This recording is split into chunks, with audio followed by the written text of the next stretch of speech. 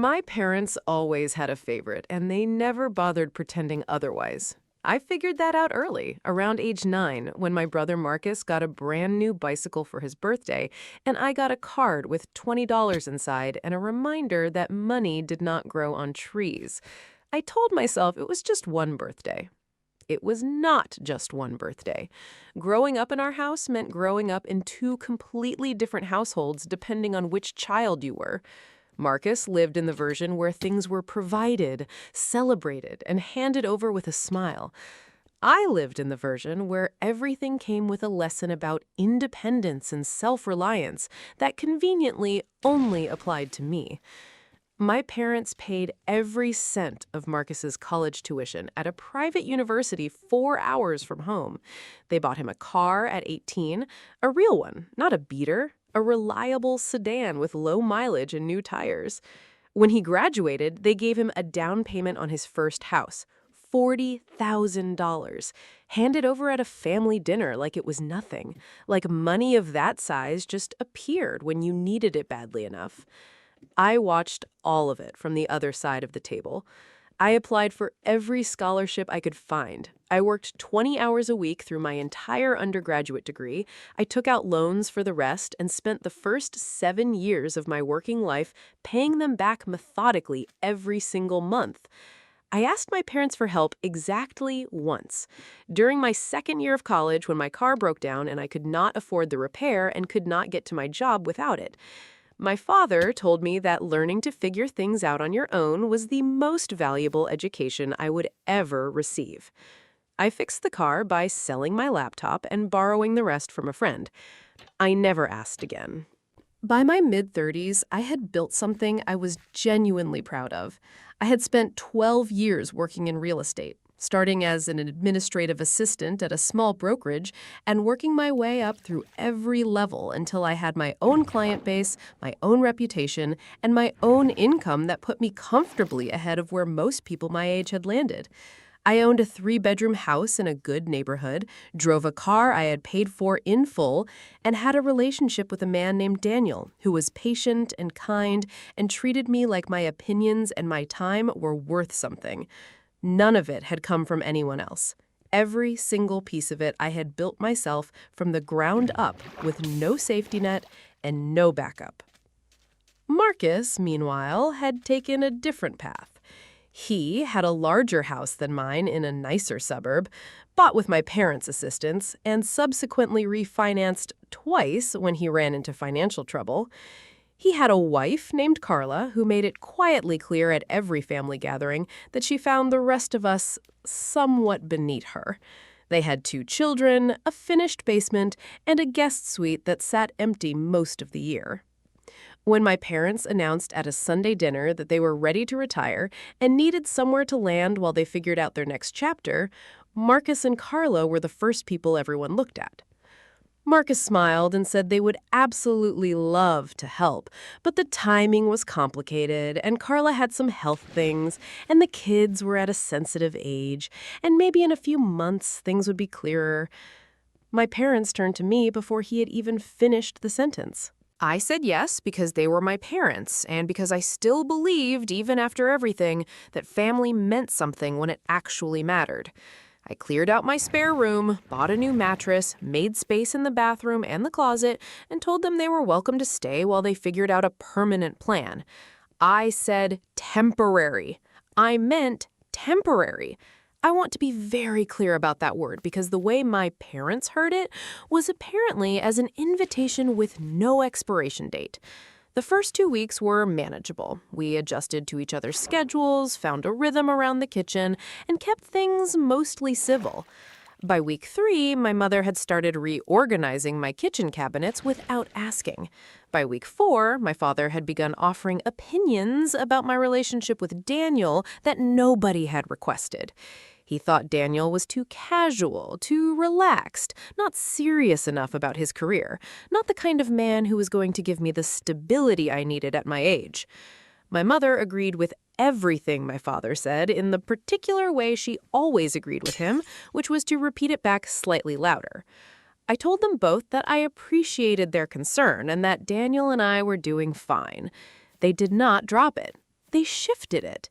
Instead of saying it to me directly, they started saying it to Daniel. Small comments at dinner, quiet observations when I stepped out of the room, little seeds of doubt planted with the practiced ease of people who had been managing other people's lives for decades. Daniel told me about it after the third time it happened. He said he did not want to make a big deal of it, but that my mother had told him I had always struggled with commitment, and that my father had suggested Daniel might want to think carefully about whether I was really ready for something serious. I sat very still when he told me that. Then I went to bed and lay in the dark for a long time, thinking about what kind of people do that to their own daughter in her own house. The phone call I overheard happened on a Tuesday morning. I had come home early from a client meeting that ended faster than expected, and I could hear my mother's voice from the hallway before I even got the door fully open. She was talking to Marcus. I stood in the entryway and listened without announcing myself because something in her tone made me stop. She was telling him that the temporary arrangement was working out better than she had expected. She said my house was small but manageable and that I kept it clean enough. She said Daniel seemed like a decent man, even if he was not quite what she had hoped for me. And then she said the thing that I have not been able to unhear since that Tuesday morning. She told Marcus that she and my father had talked about it, and they thought staying with me long-term made the most sense because I did not have a husband or children, so I did not have the same demands on my time and space that a real family would have. She said I had nothing better to do anyway. Marcus said something on the other end that I could not make out. My mother laughed and agreed with whatever it was. I closed the front door quietly and stood in my own hallway in my own house that I had bought with my own money after years of working without anyone's help, and I felt something shift inside me that I do not think ever fully shifted back. I am a patient person by nature. I had been patient with my parents my whole life, through every birthday that taught me I mattered less, through every check they wrote Marcus that they never wrote me, through every casual comment that made it clear their expectations for my life had always been smaller than their expectations for his. I had been patient for 38 years. Standing in that hallway on that Tuesday, I decided I was done. I did not react immediately, because I am not the kind of person who reacts immediately. I sat with it for 3 days, turning it over, making sure I was seeing it clearly and not just emotionally. By the end of those 3 days, I was seeing it very clearly. I pulled out a folder I had been keeping for years, not out of any plan to use it, just out of the same habit of documentation that had made me good at my job. Inside that folder was 12 years of records. Every major financial gift my parents had given Marcus that I had been aware of, documented with amounts and dates. The college tuition, 4 years at a private university, I had estimated it conservatively at $180,000, based on the published rates for the years he attended. The car at 18, I had the model in year. I found the Blue Book value for that make in that condition. The house down payment, $40,000. I had been sitting at the table when my father wrote the check. The 2 separate occasions my parents had quietly covered Marcus's mortgage when he ran into trouble. I had heard about both through my mother's casual mentions and phone calls. The small things over the years, the birthday money that stopped being $20 the moment it was Marcus's birthday, the graduation gifts, the help with Carla's engagement ring, the contributions to the grandchildren's savings accounts while my own future children remained hypothetical and unfunded. When I added it all up, the number was $412,000. I looked at it for a long time. Then I pulled out a second piece of paper and started calculating what 3 months of rent, utilities, and groceries in my house would have cost a tenant paying market rate. That number was $7,400. I put both pieces of paper in a new folder, and I set a date for a family dinner. Before the dinner, I gave my parents the 30-day notice. I sat them both down on a Sunday afternoon and told them calmly and clearly that the current arrangement was not working and that I needed them to make other plans within the next month. My father looked at me like I had said something in a language he did not recognize. My mother's face went through several stages before landing on wounded. She asked what she had done wrong. I told her I had overheard the phone call with Marcus. I told her that describing me as someone with nothing better to do in my own home was not something I was willing to live with. My father said I was being oversensitive, that my mother had not meant it the way it sounded, that this was exactly the kind of reaction that made it difficult to have honest conversations in this family. I told him that I would not be arguing about what she meant and what I heard, because I had heard it clearly and I knew what it meant. I told them they had 30 days and that I expected them to use that time to reach out to Marcus about the guest suite that had been sitting empty in his finished basement for the past 3 years. My mother started crying. My father started explaining. I left the room and closed the door behind me. Marcus called that evening. He had clearly been briefed before I even got back to the kitchen. His voice was tight and controlled, the voice he used when he wanted to sound reasonable while being completely unreasonable. He told me that throwing our elderly parents out of my home was not something a decent person did. He told me that I had always had a problem with the family, that I had always been difficult, that he had spent years trying to bridge the gap between me and our parents, and I kept making it impossible. I let him finish. Then I told him there was a family dinner in 2 weeks that I thought he should attend. I spent the 2 weeks before the dinner making sure everything was right. I had the $412,000 folder printed cleanly with a cover page and organized by category. I had the $7,400 invoice for 3 months of housing printed on proper paper with my name at the top the way I would have formatted any professional document. I invited Marcus and Carla. I told them it was a family dinner to discuss the living situation going forward and that I wanted everyone in the same room. They came because Marcus genuinely believed he was going to talk me out of the 30-day notice. I could see it in the way he walked in, that comfortable confidence of a man who had never once been told no by anyone in this family. Carla sat next to him with her coat still half on, signaling that she did not plan to stay long. My parents sat across from them. Daniel had offered to leave for the evening to give us privacy, and I had told him to stay because I wanted a witness who was not a member of my family. We ate first. I had cooked a real meal because I wanted no one to be able to say later that I had ambushed them without basic hospitality. We made small talk about the children, about work, about nothing in particular.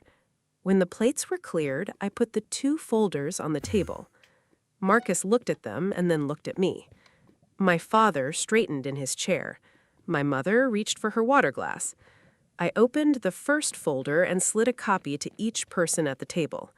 I told them that I had spent some time over the past 2 weeks putting together a record of the financial support my parents had provided to Marcus over the past 12 years. I told them I was not doing this to relitigate the past or to make anyone feel attacked. I told them I was doing it because I wanted everyone in the room to be working from the same set of facts before we talked about what came next. The silence when Marcus looked down at that first page was one of the most complete silences I have ever sat inside. He looked at the college tuition line. He looked at the car. He looked at the house down payment. He looked at the mortgage assistance entries.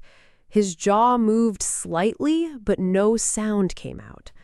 Carla leaned over to read, and her expression shifted from impatient to something more careful. My father cleared his throat and said that families support each other in different ways and that comparing what each child receives misses the point entirely. I told him I was not finished. I slid the second folder across the table. I told everyone that the second document was an invoice for 3 months of housing at market rate from my neighborhood, including utilities and groceries, representing what my parents had contributed to their own living expenses since moving in. The invoice total was $7,400. The amount paid was $0. Marcus looked up from the invoice and told me I could not be serious. I told him I was completely serious and that I wanted to be clear I was not actually collecting the $7,400 because that was never the point. The point was that I had spent 12 years watching this family operate on the assumption that what was mine was available to everyone and what was Marcus's was his. The point was that I had been described in my own home as someone with nothing better to do. The point was that my parents had spent 3 months undermining my relationship with Daniel while living under my roof and eating food I paid for. My mother said she had never undermined anything, that she had only expressed concern, that everything she had ever said came from love. I told her that was the version of the story she was comfortable with, and that Daniel was sitting right there if she wanted to have that conversation directly. Carla spoke for the first time since the folders came out.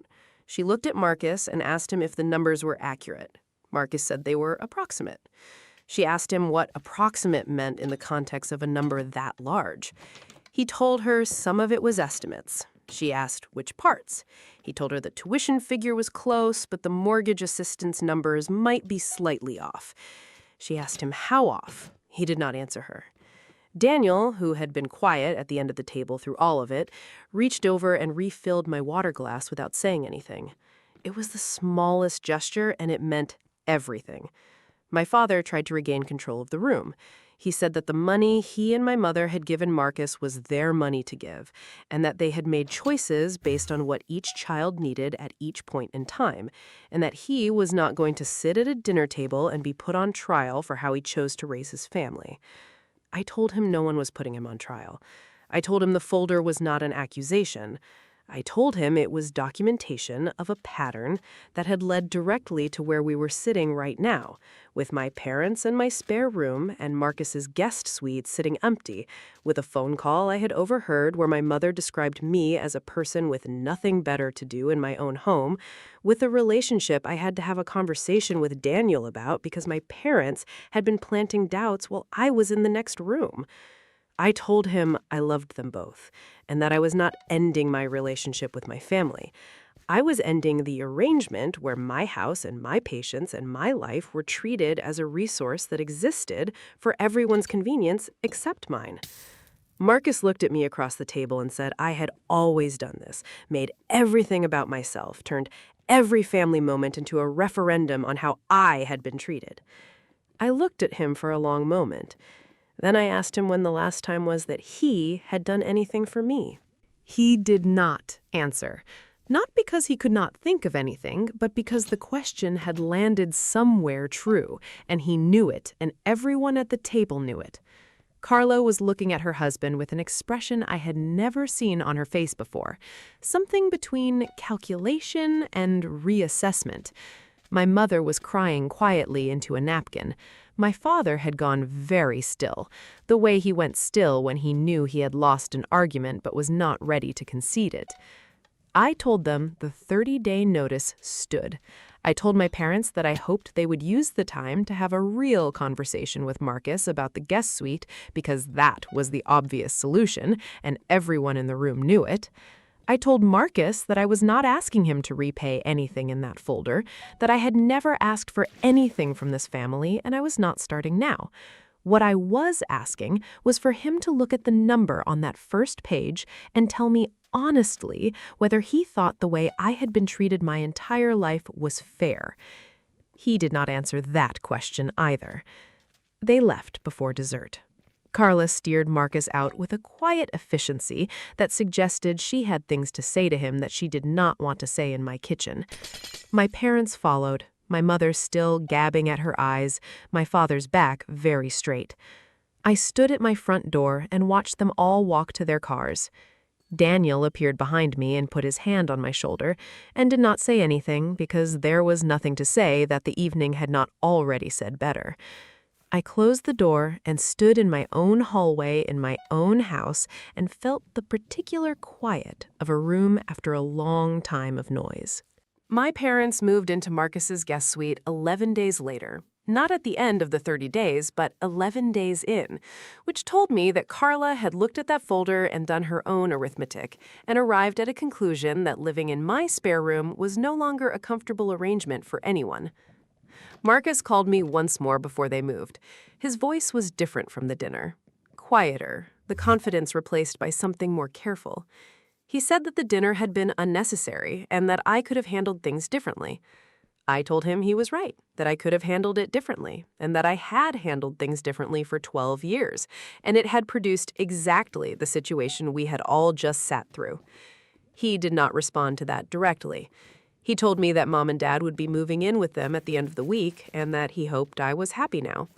I told him I hoped the guest suite worked out for everyone. He hung up. My parents called separately.